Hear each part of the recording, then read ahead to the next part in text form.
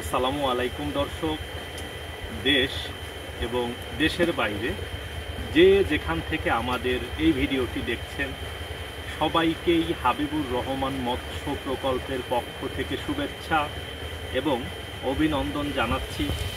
দর্শক, কথা বলছি আমি মোহাম্মদ মাহমুদ রাজীব এবং আমাদের মাছ চাষের যে প্রকল্প এইটার স্থান হচ্ছে ফরিদপুর জেলার ভাঙ্গা থানায়। দর্শক, এখন আমি আছি আমার মাছ চাষের যিনি গুরু, আমার বাবার বন্ধু এবং গুরু, এবং পরবর্তীতে ওনার হাত ধরেই আসলে বেসিক্যালি আমার মাছ চাষে আসা এবং দীর্ঘ এক যুগের উপরে আমি মাছ চাষের সাথে সম্পৃক্ত আছি। এবং আজকে যে ইউটিউব চ্যানেলে, ফেসবুক পেজে মাছ চাষ বিষয়ক নানান ধরনের তথ্য এবং পরামর্শ আপনাদেরকে দিয়ে আমি যে সহযোগিতা করে থাকি, এইটার অবদান কিন্তু আমার না।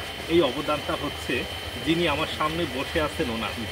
উনি আমার বাবার বন্ধু, আমার বাবার মতোই, এবং আমার শুধু চাচাই না, উনি আমার মাছ চাষের গুরুও বটে। তো আজকে আপনাদের সাথে আমার গুরুকে পরিচয় করিয়ে দিব।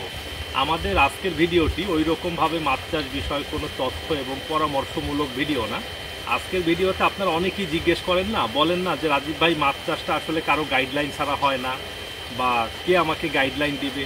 এই বিষয়টা মাথায় রেখে আমি বলছি, আমি যখন 2012 সালের দিকে, 14 সাল থেকে তো মোটামুটি আমি কমার্শিয়ালি মাছ চাষটাতে ইনভলভ হই, কিন্তু 12 সাল থেকে যখন মোটামুটিভাবে শুরু করা হয়, আমার এই চাচা প্রাথমিক স্টেজে আমাকে পরামর্শ দিত, এবং সেই থেকে এই অবধি, আজও অবধি আমি কোনো সমস্যাতে পড়লে চাচাকে ফোন দিই এবং চাচা আমাকে সার্বিক সাহায্য সহযোগিতা করে থাকেন।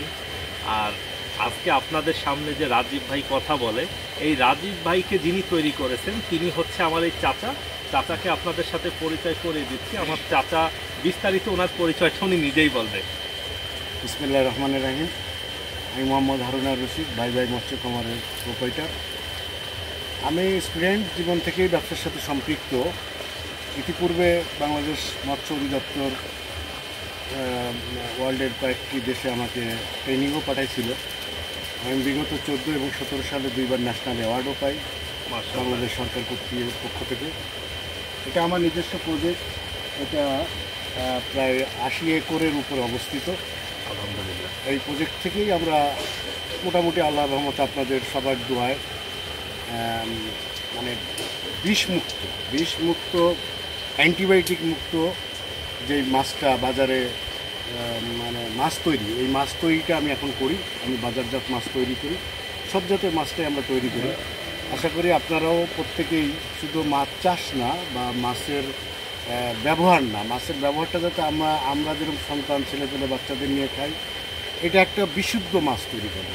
কোনো মানে মাছ দ্রুত বৃদ্ধি করার জন্য কোনো বিষক্রিয়া বা কোনো উন্নত গ্রোথ সিস্টেমের প্রোবায়োটিক্স দিয়ে ব্যবহার করে মাছ তৈরি করবেন না।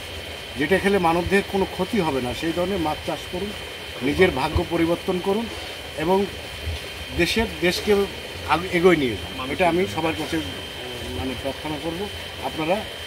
আর চাষ করতে যদি আপনাদের কোনো সমস্যা হয়, কোনো জায়গায় কোনো বেদনান, মাছ চাষের শিখার শেষ নেই।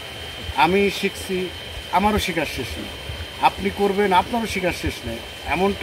এমন সময় দেখা যায় যে ছোটো ছোটো প্রবলেমও নিজেরা সলভ করতে পারি না, বড় বড় আকার ধারণ করে। আসলে ছোট্ট একটা প্রবলেম। এটা যত চাষিদের সাথে পার্টিসিপেট করবেন, কথা বলবেন, সমস্যা নিয়ে বসবেন, দেখবেন সমাধান হয়ে যাবে ইনশাআল্লাহ। তো আপনারা সবাই ভালো থাকবেন এবং দেশের স্বার্থে, নিজের স্বার্থে এই মাছকে উন্নত মাছ তৈরি করার জন্য, মানুষের জন্য সুষম খাবার হিসাবে আমিষের চাহিদা পূরণের জন্য এই কাজটা করে যাবেন ইনশাআল্লাহ।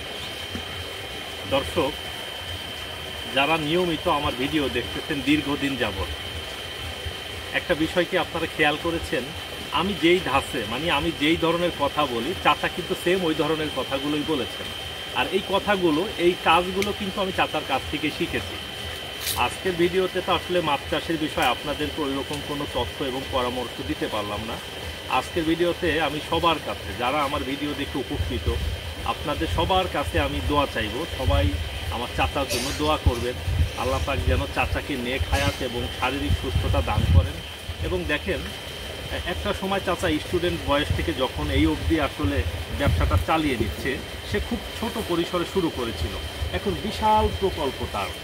এইখানটাতে প্রায় 80 একর জায়গা আছে। এটা চিন্তা করা যায়, 80 একর জায়গা কিন্তু বিশাল ব্যাপার। দেখাবে ছেড়ে দেখাবে সোহাগ, একটু প্রকল্পটা দেখাও তো ভাই। এইখান থেকে ছাওয়া থেকে একটু এখানে যাবো, এখানে একটু বিশাল প্রকল্পটা একটু দেখেন দাও, পুরো প্রকল্প।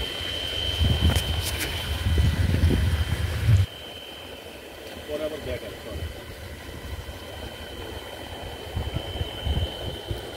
না লাগবে তো।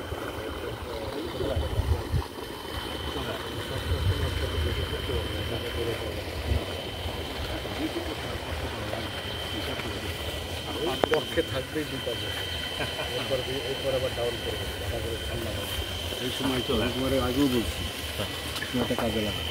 দর্শক, আপনারা যারা আমাদের ভিডিও দেখেন, আপনারা জানেন আমরা সব সময় কার্প মিশ্র চাষ করি, এবং আমরা যে কার্প জাতীয় মাছটা চাষ করি এটা আমরা সরাসরি পদ্মা নদী থেকে সংগ্রহ করি।